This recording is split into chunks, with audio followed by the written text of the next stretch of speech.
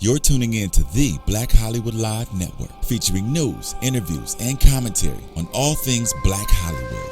Hollywood redefined. From Los Angeles, California, presented by Maria Menounos and streaming live thanks to Akamai Technologies. This is Black Hollywood Live. Next, featuring intimate and in-depth interviews with Black Hollywood's next edition of stars and influencers. Black Hollywood Live. Hollywood redefined. You're listening to Black Hollywood Live. And now, the host for Black Hollywood Live, next. Yeah. Hey, happy Friday. Happy Valentine's Day. Happy Valentine's. Love is in the air. Happy Any Valentine's secret with an M. admirer notes for you guys? A lot of creepers on Instagram and Twitter. It's like, hey, Nick. A lot of guys. It's weird. It's weird. Like in that point. That's how they say it. Nick. Yeah. All right, I'm not going to ask any further details about that one. Random DMs. Hey, Nick. Hey, Nick. That's a little creepy. Got this chocolate for you. It's weird. Oh. All right, moving on. Welcome to Next. I'm Jessica King. I'm joined by two of my favorite people. I'll be nice to you guys today because it's Valentine's Day. Thank you. You're so Megan and Nick. We also have a very amazing special guest today. You may have grown up with her as Tonya Rock on Everybody Hates Chris, or you may have caught her most recently playing the Olympic gold medalist Gabby Douglas. Please welcome Imani Hakim. Yay! Welcome. Thank you. How are you? Look at Tonya, all grown up. I know. I am You don't pretty have the well. the curled bang. I know. The ponytails with like the, oh God. Love it. I love it. Well, let's start right from the beginning. Okay. You're originally from Cleveland, Ohio. Mm-hmm. What was it like growing up there for you? Pretty normal. Just in school and outside playing with my friends. It was pretty normal. Yeah. Nice. I don't know. Do you miss it at all, or? I miss my family. Mhm. I don't really miss living there, but I miss my family, and I wish I could see them more often. But that's the only thing that I really miss is the family. Just seeing them. Yeah. Do you get to make it back a lot, or?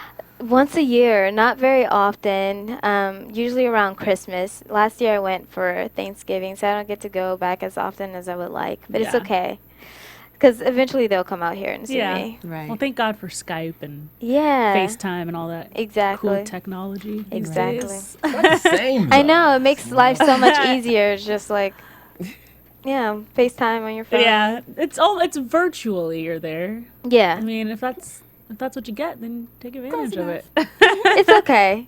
Yeah, it works out. I'll buy a house there eventually, and then yeah. There you go. You get a good deal in Visit Cleveland, them. too.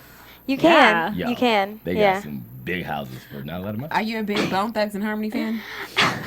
I Actually, that's funny that you asked that. Yeah, I like them. I grew up listening to their Right. music. So, yeah, I do. I really do like Bone Thugs and Harmony. yeah, I'm from Didn't Kentucky. they- That was the closest that we got. Oh, really? It was Cleveland. I think they Bone put out Thugs. a new album recently or something, right? I think so, yeah. I think. I haven't heard it. I haven't heard that one. Girl, you better do your Cleveland people I know. well. I know. I need to get on it. But, yeah, I do listen to their stuff. I have a Bone Thugs and Harmony playlist station on Pandora. So, I do. I like them. Okay. There you go. So now you started pursuing acting at the age of 7, right? And you studied at Karamu House Theater. And is that when you knew you wanted to be an actor? Yes, I knew at the age of 7 that this is what I wanted to do. I used to write my own plays Oh, wow. and direct them, I guess, in my driveway at home. And I would star in it, obviously, and then I would have my cousins do all the co-starring roles. But yeah, I started at Karamu House. My grandmother convinced my dad to put my brothers and I at Karamu, and we would do like plays there, and I fell in love with it. Yeah. Do you want to be a director?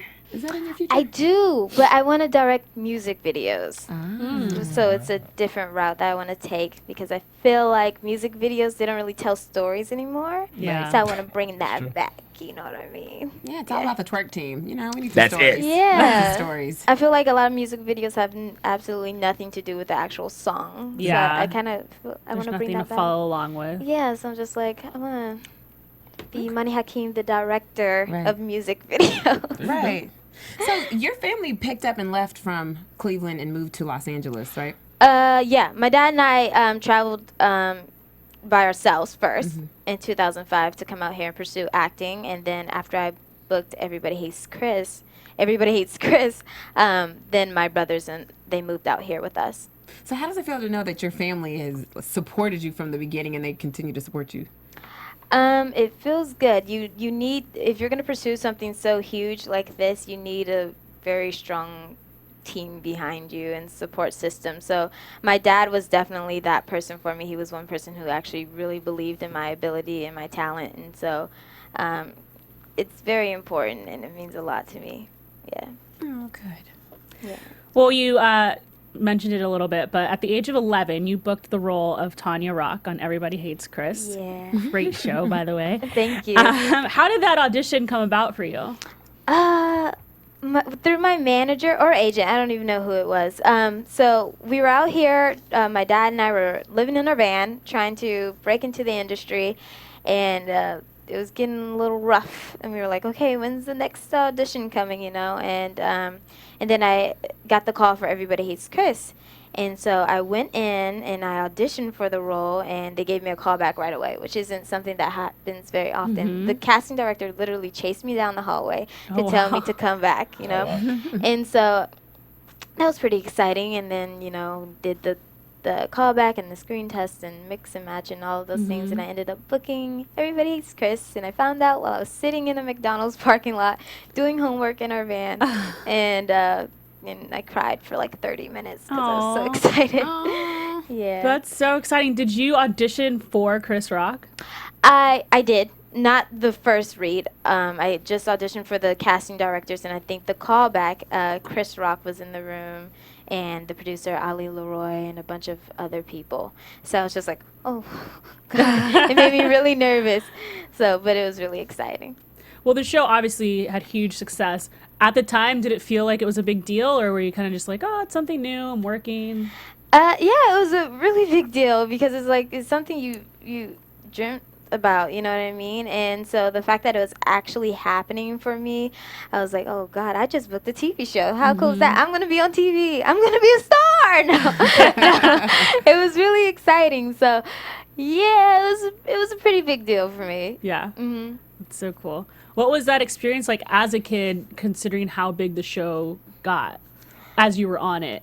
As a kid, you're kind of like oblivious to things that are kind of happening around you. You're just like, oh, okay, yeah, I'm on set, and so it was pretty cool. The only tough thing about it is balancing school and working on set with like 9.5 hours and going back and forth to shooting a scene and then doing your homework. It was just, that was the only like crazy part about it. Yeah. It's a lot going on. It is a lot going on. Yeah. Yeah. And so, you know, you've worked with some awesome actors, especially on the show, on Terry Crews, to Sheena Arnold and Chris Rock. So what was it like working with these people?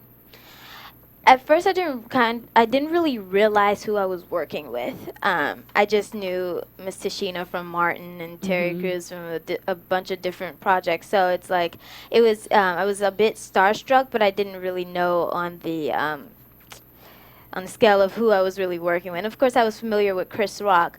So now that I'm an adult now, I'm like, oh wow, I've worked with some really amazing people. But before I was like, oh, okay, I've seen these people on TV before. You know, like that's cool that I get to work You with look them. familiar. Yeah, you know. But now I'm like, I've worked with Chris Rock. You know, so that's pretty awesome. Yeah, it's nice to have on the resume. Right. Yeah, you know, nothing just. Worked with Chris Rock when I was 11. That's cool. Don't even put the title of the show. Just put Chris Rock. Yeah, it's like, you know. Exactly. But no, because you know the show, it had a strong 4-season run. You know, Yeah. we've seen it in syndication now. Yeah. So looking back, what was probably the best part of working on that show? The cast. I'm pretty sure everyone says that. Oh, the cast. No, but it was really. I don't know, the bond that we formed, it was really like family to me. You know, I went through a lot on that show, and it was really cool to grow up on that show, and the cast and the crew and the producers. I recently ran into one of the producers because when we did the Arsenio Hall show to promote Gabby, and when he walked into my dressing room, I literally started crying because I haven't seen him, and it was just like family. Yeah. So I think just the cast and crew was just the best part about that show because the way that we all connected. when a show's on for that long, I'm sure you get Right. like really close with them. Yeah. And then I was so young on that show, and those boys became like my brothers, you know, Right. extended family. And then I Right. got really close to my set teacher. So it was just, that was the best part, just working with those people. Oh yeah, you did your part too. Because I used to always say Tonya needs to get beat. I used to say that too. It was like Tonya was good whooping. So you did that, honey. You did Thank that. you, thank you. I You're felt the the little same sister. way. Right. Yeah. So after the show ended, you did a couple of guest star roles. When Everybody Hates Chris ended, did you want to book another show like that, or did you kind of want to take a break and just have a normal childhood? No, I love working, so I was always reaching for another TV show would be nice. Still reaching, guys. Still reaching. No, I never wanted to be a normal child. People ask me if I feel bad that I missed out on like prom or whatever graduation. My homeschooling gave me an option to go to my graduation. I was like, I don't want to go to my graduation. I graduated. That's cool. That's good enough. You know, who wants to go to their graduation? And I was lucky enough to go to my prom with one of my guy friends. But if I wasn't able to go to a prom, I really didn't care, because I don't care about having a normal childhood. I really love what I do. So this is a lot better for me. That's good. And, you know, a lot of child stars end up, you know, we'll keep them nameless, but I'm sure you can think of a bunch of them. They act out. You know, they just, for some reason, it's kind of like they flip a switch at a certain age and all hell breaks loose. But you haven't had that. And so what keeps you from being like that? I'm just a really boring person. There's nothing exciting. No, I'm kidding. No, I would have to say the people that I surround myself with, they keep me pretty grounded. I think it's all about who you surround yourself with and having a very strong foundation, and making sure your parents have to be on you, you know. And my manager, I'm really close to my manager, and she was a part of raising me after when I was 15. I moved in with her, so she made a big difference in my life. So I think it's just who you surround yourself with. You know, you have to be very careful in this industry, because I feel like it's very easy to go off on a wrong path, and I don't see myself doing that. I'm not very interested in experimenting with things and things like that. Yeah. Stay away from that. Stay away from that. I will. You don't have to worry about me. We won't see any mugshots anytime soon. I know, because I wanted to say something, but you guys are naming names, so I'm not going to say anything. You could go on TMZ. Whatever. So you're 20 years old. I am. Almost the big 21. Yeah, in August. You've actually said in previous interviews that you feel like you're 30. Yeah. Why is that? I think because being in this industry, you grow up a lot faster, and being without my parents since I was 15, you know, I've learned things a lot quicker too, and I've been taking care of myself financially since I was 15. So I feel a lot older than I actually am. So I think that's just a reason why I feel like I'm not 30. That was an exaggeration, but a lot older than I actually am. Yeah. Just You make it life sound like 30 experience. is like 60. No, but it was such a big exaggeration. Not Yeah. 30, maybe like 26. Yeah. Well, 30 is the new 20, as they say. Right? Yeah. So, you know, you're on course. But let's talk, the Gabby Douglas Story on Lifetime, right? You guys can catch it. I think it comes on Monday. I want to say it comes on Monday. Like it re-airs Monday. Check your local listing. yeah. Local Yeah, listings. it's been Lifetimes. Different airing everywhere. like crazy, like every day. I think everyone's like, "Oh, I'm watching it again. No, I'm watching it again." I'm just like, "Okay, cool." So you play Gabby Douglas from age 14 to 16, right? I do. Okay. So did you watch the 2012 Olympics, and did you watch the gymnastics and her rise? I did. Not so much at home, because I was never home when it was on. But when I was out with friends at a restaurant or something, it would be on, and I was like, "Oh, Gabby's up there," So I was definitely rooting for her and checking her out. So when she won, when she made history, when she won, like did that, were you like, oh my gosh, like this girl just did something no one's done before? Of course, especially being an African American woman, it's just like, it's crazy, I'm very proud of her. of how far she's come and breaking down all these barriers. And, she was the underdog on into that competition. So the fact that she is now on top and she is Gabrielle Douglas and, with the gold medals that she's won, it's amazing that she's accomplished that. So what drew you to this film? The fact that she's made history, so of course I want to be a part of telling her story. And you know what? After she's actually during the Olympics and right after the Olympics, people were writing me on Facebook and texting me, and they were like, if they ever do a movie about Gabrielle Douglas, you should play her. Oh, so, really? Yeah. And so I was like, oh, yeah, I think so too. And then a year later, this film comes about, and I'm like, oh my God, foreshadowing. I think that's another reason why I was drawn to it, because people were like, oh, you should play her. And I was like, oh my God, I think the universe is, lining some things up. So I think it was just meant to be. Put on a little Fate. vision board. Yeah. Right? So speaking of which, because I read an interview that you like one of your friends saw on Twitter about the audition. Yep. Right? And it's like they tweeted to you, and then like you tweeted, and then so what happened? Okay. So Twinkie Bird, the casting director, I think they were doing an open call or open casting for Gabrielle Douglas in Atlanta and New York. And so my friend, she tweeted about it, like open call for Gabrielle Douglas. So my friend saw the tweet, and he mentioned me in the tweet, and he said, hey, I know the perfect Gabby Douglas. Thank me later. And so I was like, what? They're looking for this role? So I called up my manager, and I was like, why am I not auditioning for this role? And I sent my agent this really long email, like, please get me in. And then next thing you know, I got in for it. So, yeah, I found out about that they were looking for her over Twitter.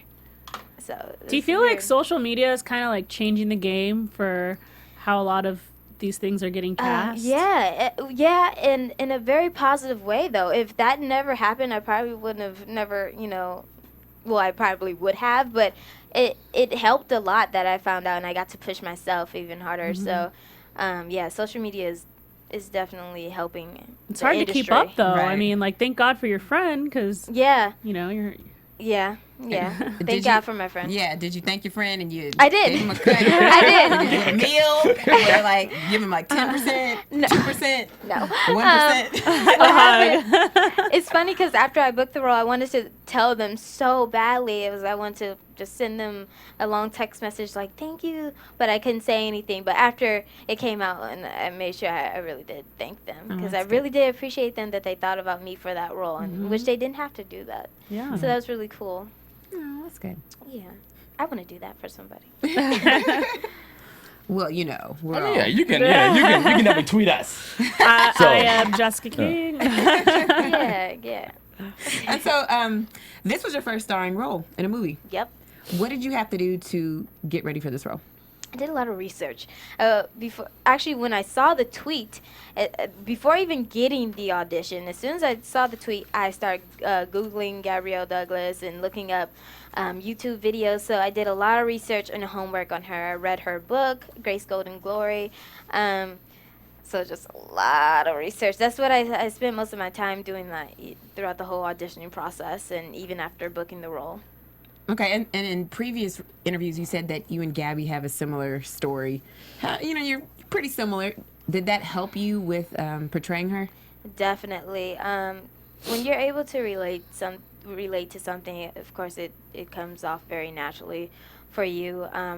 The struggle for them with her trying to get into the Olympics, and I know the struggle for me trying to break into the industry as an actress, I could definitely relate. And being away from our family at such a young age, and definitely we had a lot of similarities, and so it came very natural for me to portray her. Was she on set? She came to set the very last week of filming because she was filming a commercial or something, and so I didn't get to meet her until the very last week of filming, but I was able to communicate with both her and her mom throughout the whole process. Okay. And if I had any questions, they were there to answer them for me. When she saw you, was she like, girl, do it this way? Or was she just like, you're doing good? No. Could you imagine? I was like, this breaks my heart.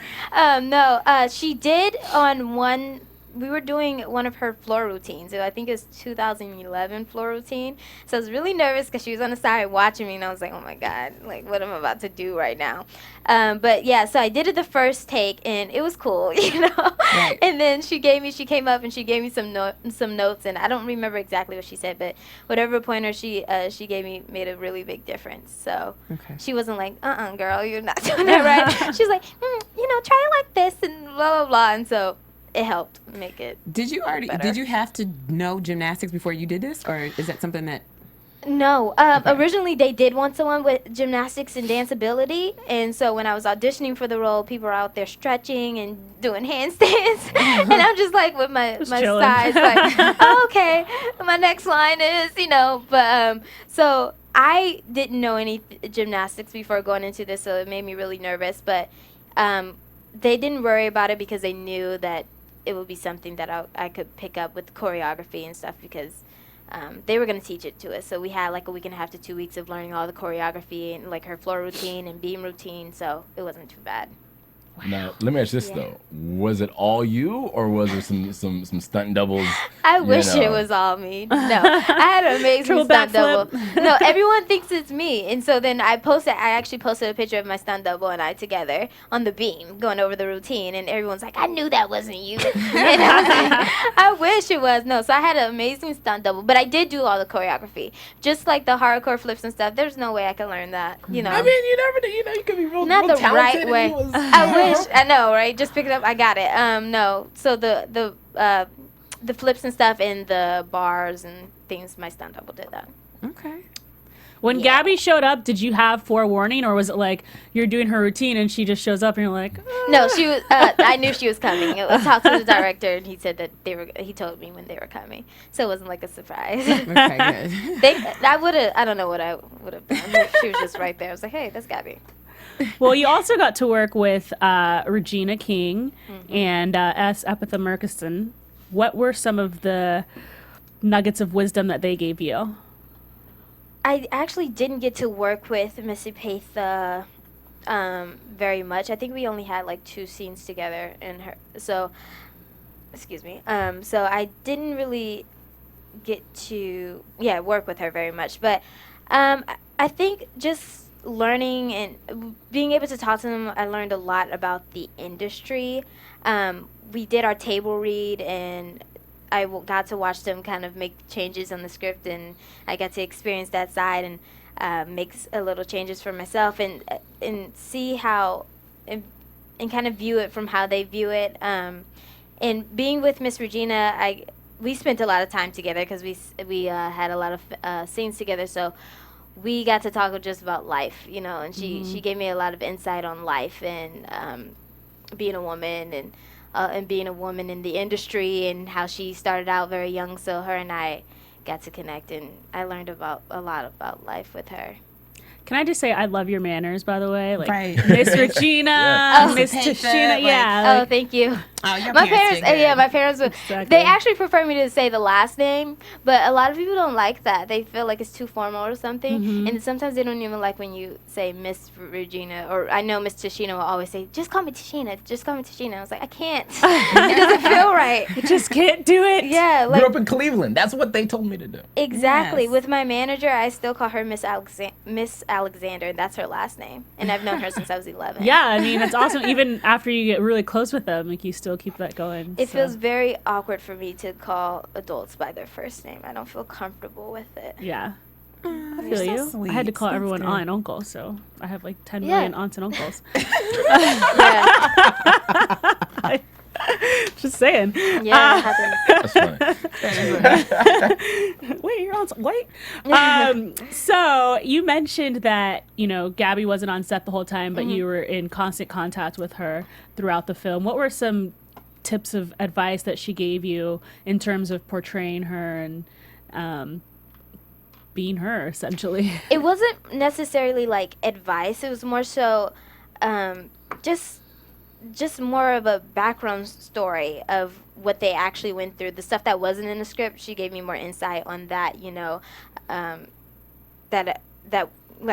stuff that wasn't in the script, they both gave me more insight on it. So it wasn't really advice like, I will portray myself like this, you know what I mean? It was just like the information that they gave me, I was able to, bring it to life. Was there anything specific that maybe stands out to you that she might have said, or any little nuggets or words of wisdom or anything like that?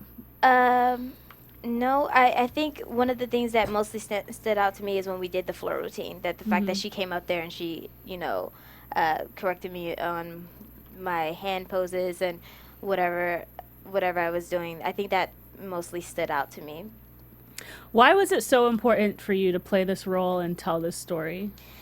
Because I feel like it was important for me to tell this role because, one, I could relate, and two, she has such an inspiring story, and I feel like it's one of those stories that need to be told. A lot of people didn't know that she used to live in her van, or a lot of people didn't know that they didn't have a lot of money, so I feel like people just see her as Gabrielle Douglas, this Olympic gold medalist, but they don't know the background story. So I feel like it's important for people to have that insight of what it takes to get to, where she is, and the perseverance that she had, and the drive and the motivation that she had, and the support that she had from her family. So I feel like it was a very important story to tell, so you guys could see that. And I feel like the movie really inspired people, which is what we really wanted it to do. What other kinds of things do you want people to take away after seeing this film? I think that the fact that they were inspired by it is enough for me. You know what I mean? The fact that people are motivated to go out there and do what they love. I have people still tweeting me like, my daughter is a swimmer and all this stuff, and she's really inspired to, do this and do that. That's enough for me. That people, I had all my friends watch it with me, and they're like, man, I just want to go out there and do something, you know what I mean? So the fact that it affected people like that, that's enough, and we did our job if you are inspired. Now, there's a scene in the movie where I guess Gabby basically almost quits. Yeah. Like, she's like, I'm done. She's about to send her mom a text message because she says like she couldn't like tell her, so she's like, I'm gonna text it to you. Now, have you ever had a moment like that in your career where you're like, look, this is way too much, I just want to quit? Yeah, well, not so much. It's kind of like, it's been moments where it's just like, this is really rough. Why am I doing this? I could be doing something else. But I don't think I'm actually brave enough to actually quit because I love this so much. I have such a love and passion for it. I don't think I can actually quit. But I have had moments where I'm just like, this is pretty rough. I don't know if I could do this anymore, but, the love for it is too strong. I can never just quit acting. What has been your biggest struggle throughout your career? Ooh, that's a really good question. I would say, I don't know, dealing with all the props, right? I would say dealing with all the no's. You have to have very tough skin in this industry, and it doesn't mean just because you get so many no's doesn't mean that you're not talented. Right. And so I think that kind of beats on your confidence a little bit. So I think that's been my biggest struggle through the industry. Just keeping in mind that it doesn't make you any less talented. It just means that they're probably just looking for someone else. Or a different look, or it could be anything. So I think that was the biggest struggle for me. Perseverance. Yes. Word of the day. Yes. No. Well, we know you like acting, but do you have any other hobbies or anything that you do for fun? At one point, I was taking drum lessons. Really? And which is something that I'm really into. I stopped for a bit. I wanted to take a break, but I'm going to get back into it. But I really enjoy playing the drums. I think it's really cool. Like what kind of drums? Like the drums you play in a band? Or yeah, they're like a full-on drum set, yeah. Oh, nice. Are you joining a band? Is that next? No, that would be really cool, though.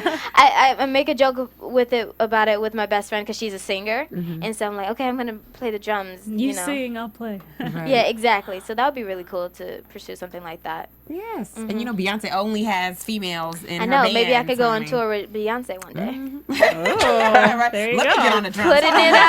Putting it out there. No. I need to take your drum class. I know. No, I'm not very good. I've only had like a few lessons. Do you have a drum set at your house? Like you just No, sit down? I want to get a electronic drum set. So, because I live in an apartment, so I can't just be beating on drums. So I'll get an electronic one. So you put the headphones in and get to play. Right. Eventually, I will. I have a drum pad. I have a little drum pad on a little stand. Nice. Doesn't GarageBand have like a Yeah. Yeah, garage band has that's as long as you can keep a beat, then that's all you need. Exactly. Exactly. Not for real. first and drummers. foremost. Well, you're so busy. Do you have time to date? Yeah. Dating. Yeah, I date from time to time. But I'm really picky, so Like how picky? I'm very, very picky. Give us an example of your pickiness. You know, okay, Megan's like digging in there. I am, girl. No, I want someone who's on my level or above, because I've dealt with people who, and that sounds really probably crazy or insulting or something. I've just, from experience, I just don't want to babysit anymore. Right. So I want someone who's on my level and have their stuff together, and if you don't, I don't want to deal with you. Sayonara. Yeah. Fellas, hey. Right. Pretty much. Hey, I mean, together. I'm saying that because I've dealt with it before, and it's not very fun. So Right. I don't want to deal with that anymore. That's good. You know what you want. Right. Is it Yeah. hard to date in Hollywood? I would say because you never know who's truly genuine. So I kind of scope out, and I'm like, oh, I know your motives. Okay, I'm done with you. You know what I mean? Type of thing. So yeah, it's a little rough because you don't really know who's really out there for you or who's out there trying to get somewhere. You know what I mean? Would you date another actor? Yeah, I think I would. I would. That's good. Probably, yeah. Because we're in the same field, so we could kind of understand each other. When you're not in the same field, people tend to not understand exactly what you do. Right. Yeah. It's true. Yeah. Just don't pay anyone's rent. Like, that's No, I'm not. don't do that. Nah, that's not gonna You'd be happen. surprised. I talked to some girls. I'm like, yeah, I was paying her. Why would you pay her rent? No. Crazy. All right, so being only 20 years old, you've done a lot in your career. You know, you've done a lot in the acting world. So, like, what else do you want to accomplish? Just more acting. No, I wanna eventually, get on a path where I'm nominated for Emmys and and Oscars eventually. That's a really high goal, but you gotta reach high. And eventually I want to get into directing, like I said. I just want to grow as an artist. I want to just grow as an actress in this field, and that's one of my goals, just to grow, to continue growing and never get sick of what I'm doing. It's a good goal. I mean, but do you want to do anything outside of acting? Like, besides directing, but, No. Writing? No, I don't know. Well, maybe writing eventually, and probably producing and creating my own projects. But, yeah, probably producing and writing. But mainly just acting. Mainly just acting. I really love being on set. It's like an outlet. Mm-hmm. And, yeah. Write your own show. Go the Tyler Perry route. Maybe, yeah. Maybe that would be. I'm not that great of a writer, though. So, I don't know. Maybe I Take your could time. co-create with Yeah. someone else. Yeah. Yeah. So that could be something I could consider. Yeah. I just want to produce credit for that, though.